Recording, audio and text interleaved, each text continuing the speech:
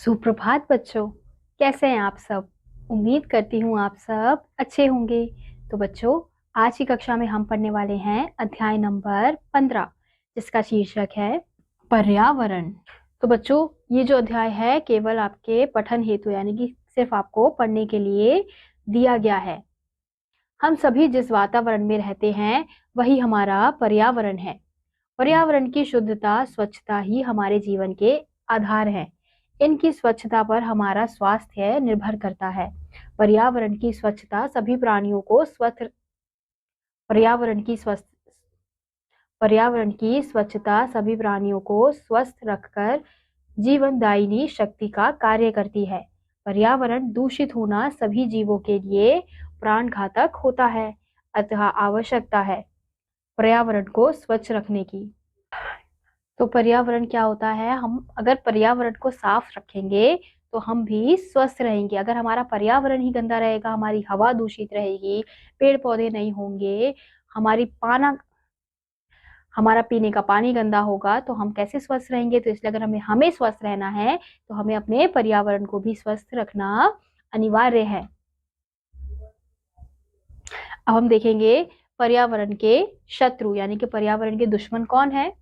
क्या आप चित्र में दिखाई क्रियाओं से होने वाले खतरों के प्रति जानकारी रखते हैं? यदि नहीं तो इसके विषय में जानकारी प्राप्त करके इनसे बचाव के उपाय सुझाइए। अपने अध्यापकों से भी पूछिए और समाधान के मार्ग खोजिए। याद रखिए, जब आप बड़े होंगे उस समय यह समस्या कहीं अधिक बढ़ ही जाएगी उस समय यह समस्या कहीं अधिक बड़ी हो जाएगी। तो हम देख सकते हैं कि चित्र में हमें क्या दिखाया जा रहा है कि किस प्रकार से हम पर्यावरण के शत्रु बने हुए हैं। पहले तो हम पेड़ काटते हैं। अब हम पेड़ काट देंगे तो हमारी जो हवा है वो कैसे स्वच्छ रहेगी? हम जो सांस लेंगे उसमें क्या होगी? गंदगी होगी। तो इसलिए हमें पहले तो पेड़ काटना रोकना पड़ेगा। और उसके बाद जो हम ये अपनी जो नदियां हैं उसको गंदा कर रहे हैं, कारखानों से निकला जो धुआं है, कारखानों से निकली जो गंदगी है वो सारा कहाँ जा रही है? साफ पानी में जा रही है। और जो धुआं है वो हमारे पर्यावरण में दूषित हो रहा है, यानी कि हमारी जो वायु है, हवा है, उसको दूषित कर रहा है। और कहाँ से आ रहा है धुआं? गाड़ियों से आ रहा है। जो हम गाड़ियां चलाते हैं उनसे धुआं निकलता है। तो इन सब कारणों से क्या हो रहा है कि पर्यावरण हमारा बिगड़ रहा है, खराब हो रहा है, गंदा हो रहा है। तो एक प्रकार से पर्यावरण के शत्रु कौन है? हम ही है। तो हमें ही इन सब पे रोकथाम करनी होगी।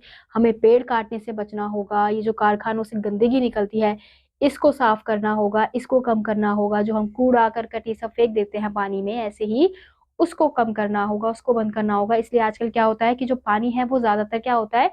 गंदा आता है। इसलिए लोग क्या लगाते हैं? वाटर प्योरीफाई वगैरह लगाते हैं घर में। लेकिन आने वाला समय ऐसा होगा कि उस समय वाटर प्योरीफाई भी कुछ काम नहीं कर पाएगा अगर पानी इसी तरह से गंदगी सॉरी पानी अगर इसी तरह से गंदा होता रहा। तो हमें क्या कोशिश करनी है? अपने पानी को साफ रखना है, हवा को साफ रखना है, पेड़ पौधों को नहीं काटना है। तो इस पाठ में बच्चों आपको यही बताने का प्रयास किया गया है कि आप किस प्रकार से अपने पर्यावरण को सुरक्षित रख सकते हैं। देखिए, पर्यावरण के दुश्मन भी हम हैं और उसका बचाव भी हम ही कर सकते हैं। तो जैसे जैसे आप बड़े होंगे तो ये जो समस्या है वो धीरे धीरे और बढ़ती जाएगी। तो आपको कोशिश करनी है कि इस समस्या को आप अभी से सुधारने का उपाय सोचें। आपस में बात कीजिए। अगर आपके अध्यापक है कक्षा में, आप बात कीजिए कि किस प्रकार से आप पर्यावरण को दूषित होने से रोक सकते हैं। तो इसी के साथ बच्चों आज का यह अध्याय यहीं समाप्त होता है। उम्मीद करती हूँ आपको यह अध्याय समझ आया होगा। मैं आपसे मिलूंगी अगली कक्षा में। तब तक के लिए नमस्कार।